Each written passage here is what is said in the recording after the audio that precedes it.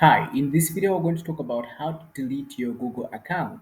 So you might want to delete your Google account. In this video you're going to learn how. If you find this video useful, please leave a like and subscribe for more videos like this. Let's get started. So here you have this your profile icon. You can click on this and then you can see manage your Google account. When you click on this, it's going to take you to a page where you can start managing your Google account, and this is where you'll be taken. Now, when you are here, you're going to see the data and privacy menu. Click on this option. It's going to take you to the data and privacy page, and here you can start scroll down until you can see the delete account option. Scroll down until you can see delete your Google account. You can click on this option here. It's going to take you to a page where you have to log in if you are not yet logged in with your Google account. I am already, and so I'll just be taken directly on the page where I'm given the option to download my data.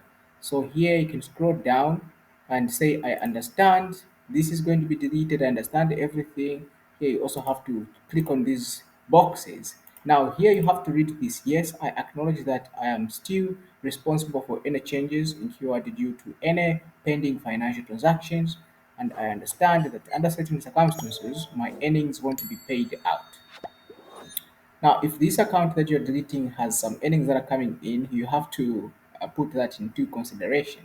If you check this box and you say, yes, I want this account to be permanently deleted, you click on delete, it's going to be deleted and your earnings will not be sent to you. You will not have access to anything.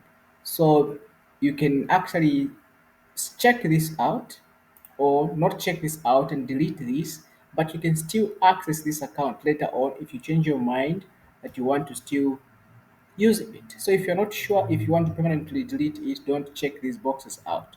If you know, if you know for sure that these accounts are not needed anymore, please go ahead and check these boxes. Then you can click on the delete account and your account is going to be deleted. If you find this video useful, please leave a like and subscribe for more videos like this. Thank you for watching.